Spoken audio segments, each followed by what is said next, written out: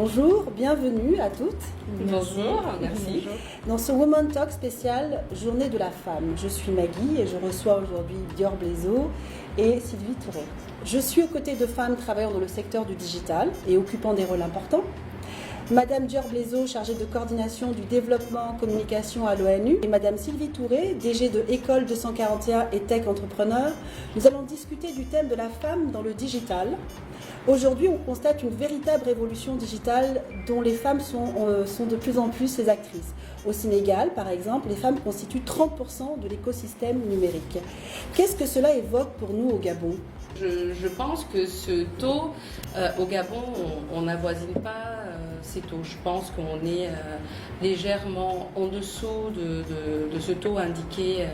D'ailleurs, on a pris en référence le Sénégal, mais au Gabon, on a d'autres réalités. Et il faut dire également que le numérique n'est pas... les femmes n'accourent pas directement dans le numérique. Pourquoi ? Parce que pour certaines, c'est considéré comme des métiers d'hommes. Et pour certaines, elles hésitent, elles se disent, si je deviens une geek, j'arrête d'être glamour, j'arrête d'être une femme, j'arrête d'être une pretty woman. Et voilà, donc ça n'a rien de glamour et donc ça ne pousse pas des femmes à embrasser ce type de métier. D'accord. Pensez-vous qu'au Gabon, nous les femmes avons l'opportunité de booster ce secteur, et si oui, comment ? Dior ? Oui, je vais du coup prendre la parole vu qu'elle a très bien répondu à la première question. Je dirais que l'opportunité, elle est pour tout le monde de toute façon dans ce secteur-là. Donc, bien évidemment, elle l'est tout autant pour les femmes que nous sommes.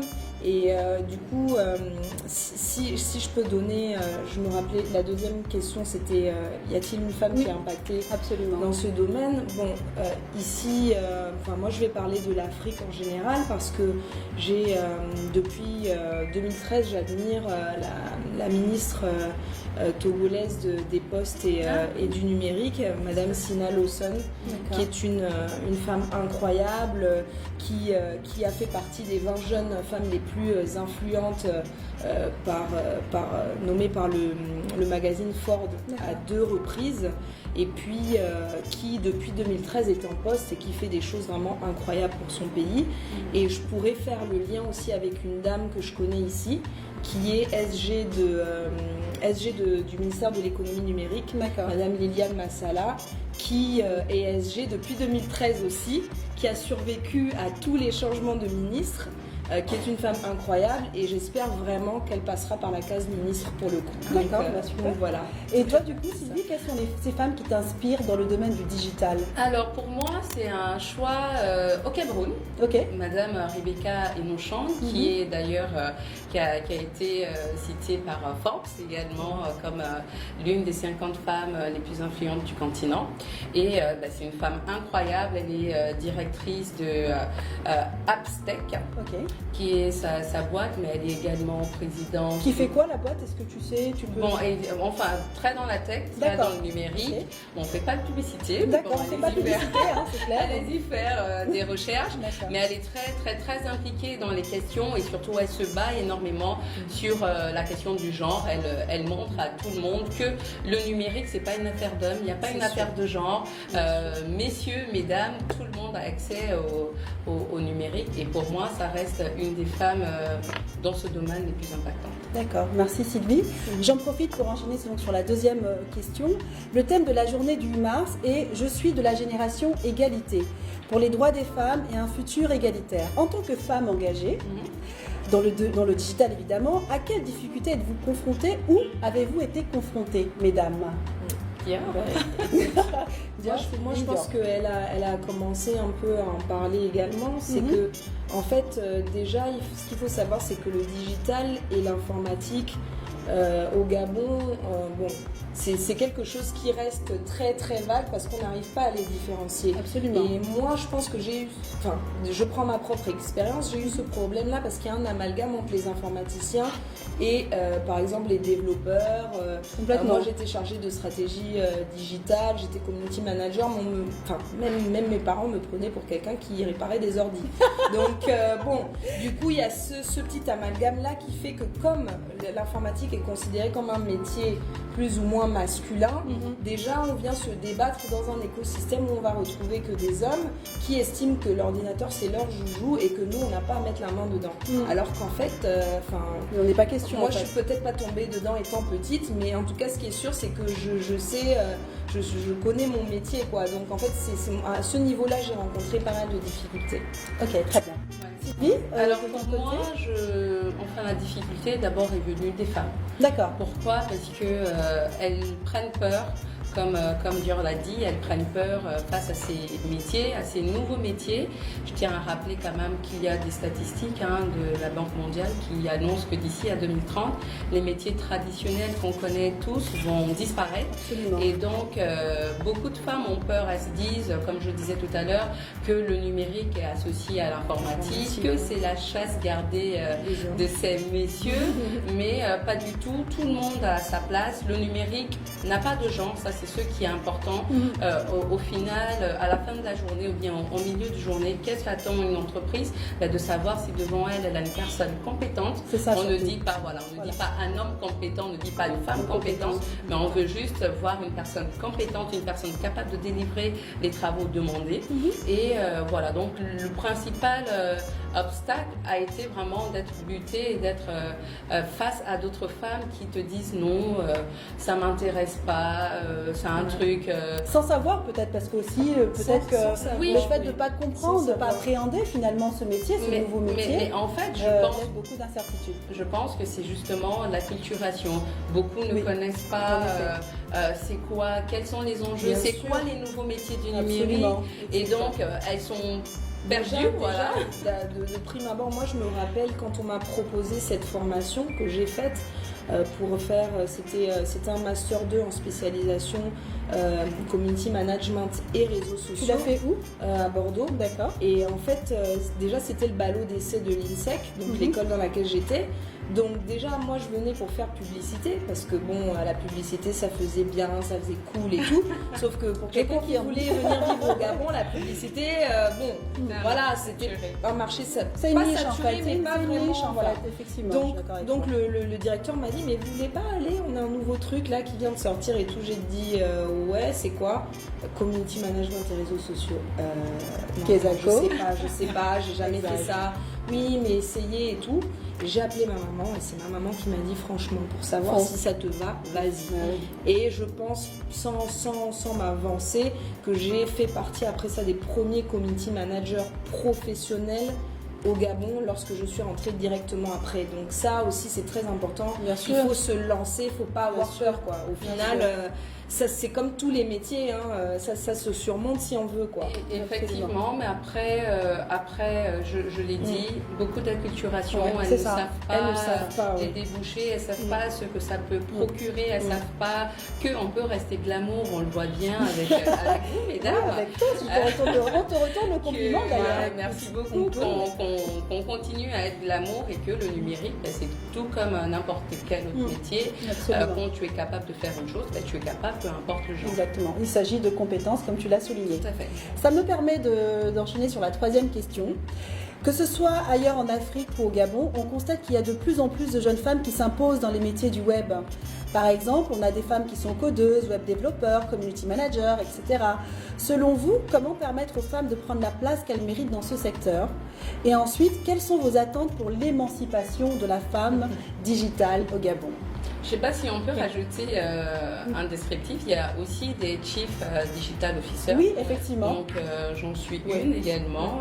On accompagne pas mal d'entreprises dans leur transformation digitale parce qu'au Gabon, c'est des choses aussi à connaître. Absolument. Tout le monde, on est en train de connaître une grande mutation vers le digital. Il faut forcément accompagner des entreprises qui sont, elles, traditionnelles pour migrer aussi vers l'entreprise virtuelle qui n'a rien, en réalité, rien de différent de celle physique. Alors justement, comme toi, tu as ce parcours en fait avec les entreprises, est-ce qu'aujourd'hui tu peux dire que cette transition, cette révolution, si on peut l'appeler du digital, des entreprises qui sortent du traditionnel et qui vont en fait dans le digital, Est-ce qu'elle est amorcée? Est-ce qu'elle est assumée? Est-ce qu'ils ont moins la crainte parce qu'ils ont des interlocuteurs qui savent de quoi ils parlent, d'accord, qui maîtrisent les métiers? Voilà, fais-nous un retour un petit peu sur les entreprises aujourd'hui, à quel niveau de maturité elles se trouvent? Je pense qu'on est vraiment dans le early stage au niveau de cette transformation digitale ici pour le Gabon. D'accord. Après, je peux me tromper, mais du moins ces entreprises que je côtoie au quotidien et celles avec qui j'interagis, non, on est vraiment dans un early stage. Et cette phase, ils ne connaissent pas aussi. Donc on est également en train de faire de l'acculturation. Parfois, c'est imposé. Tu as deux fronts à mener, en fait. Voilà, parfois, c'est imposé parce qu'ils font partie des groupes internationaux. Et donc, ces groupes imposent un pan digital ici, voilà. Notamment dans le secteur bancaire, effectivement. Effectivement, il n'y a pas que, il y a tout le monde, il y a le secteur minier, il y a le secteur pétrolier, même la fonction publique, parce que les startups. Voilà, là on parle des entreprises. Moi j'ai beaucoup aimé sa description en disant qu'elle était Chief Digital Officer. Moi je me rappelle aussi de mon côté parce que moi j'étais pas en entreprise. Moi j'étais dans le côté public et j'ai fait ce choix-là parce que mon entreprise c'est marketing digital, mais je me suis dit il manque ce côté institutionnel que le digital peut aussi apporter, voilà. Et là-bas, mais le challenge de conduite du changement au niveau du virage du digital, on est obligé de l'accompagner aussi. Bon, après, c'est pas la même chose parce qu'on est interne, c'est pas les mêmes enjeux, etc. Mais c'est vrai que c'est une problématique aussi qui est très importante de ce côté-là. Et tout le monde est obligé aujourd'hui de se lancer dedans, mais ne sait pas forcément comment faire. Alors justement, est-ce que, pour finir sur la question, est-ce que c'est pas l'enjeu finalement de taille? C'est-à-dire que, alors je ne dirais pas des charlatans, mais on a beaucoup d'intervenants, on a des personnes, comme tu disais, qui sont à la fois autodidactes et formées. Comment on fait le tri quand on s'y connaît pas du tout? Comment on sait qu'on a une stratégie digitale qui est bien pensée, que ce soit pour un opérateur économique ou pour une administration publique? Comment on fait ce saut finalement de se dire, on s'oriente digital en mettant tous les atouts de son côté par les personnes qui auront les compétences et qui délivreront le travail comme il faut? Comment on fait? Alors ça, c'est une question très très lourde, mais je pense que là, on a touché quelque chose. En fait, aujourd'hui, si je peux me permettre de répondre à la question, les personnes, je pense qu'elles sont frileuses déjà parce que c'est quelque chose qui semble abstrait. D'accord. On a un problème au Gabon, c'est qu'on a du mal à donner certains chiffres en fait aux personnes qui vont sauter ce pas-là. Maintenant, on arrive de plus en plus avec certaines études. On a We Are Digital, on a l'ARCEP qui donne de très très bons chiffres au niveau de la pénétration mobile, etc. L'internet mobile, etc. Donc ça, c'est des outils en fait qui permettent aux personnes aux entreprises, aux administrations qui vont sauter le pas, de voir que voilà, en fait, j'ai cette opportunité-là parce que j'ai tant de personnes qui détiennent un smartphone, j'ai tant de personnes qui sont sur Internet. Aujourd'hui, le taux de pénétration mobile au Gabon dépasse les 200%. Donc, voilà, donc en fait, c'est même pas de se demander si je dois le faire, mais c'est vous qui devez le faire en fait. Voilà. Donc après, maintenant, il faut conduire ces stratégies parce que même si on doit le faire, le besoin n'est pas le même pour tout le monde. Donc il faut l'identifier. Mais je pense que je peux répondre à cette question un peu par là aussi. D'accord. Voilà. Sylvie, ton retour justement sur cette question? Alors, je souris parce que c'est un peu mon métier, cœur, exactement, parce qu'on répond et on adresse effectivement les problématiques qui sont parfois méconnues par les entreprises elles-mêmes. À l'école 241, notamment, on forme dans 2 référentiels. Donc, on a une panoplie de 11 métiers qu'on peut déployer ici au Gabon, mais on a décidé un choix stratégique et vu aussi l'enquête qu'on a eu à mener avant l'ouverture de notre fabrique, on forme 2 référentiels, donc développeur web et référent digital. Il y a des nouveaux métiers qui arrivent, il y a des nouvelles fonctions. Référent digital, c'est un nouveau métier justement qui vient répondre à ce type de problématique.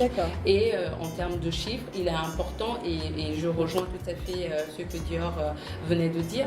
Au Gabon, on ne détient pas de chiffres exacts. Il est important aussi de se dire, bon, qu'est-ce que l'école 241 par exemple produit?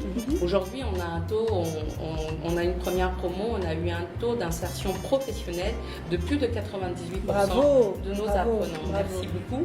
Et aujourd'hui, ils sont à peu près 36 à être signés en CDI. Bravo. Voilà, donc c'est véritablement, effectivement, c'est véritablement je dirais pas un outil, mais on a décidé de faire du numérique un levier d'inclusion sociale justement pour adresser toutes ces problématiques qui sont posées. Une noble vocation et j'imagine quel labeur.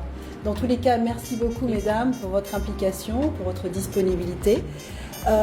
Et éclaircissement sur le sujet, bien entendu. Si vous souhaitez vous informer dans les métiers en fait du web, vous pouvez vous rapprocher des structures comme l'école de 141 ou Digital Business School. Et si vous avez des questions, n'hésitez pas à nous laisser des commentaires et je vous dis à très bientôt.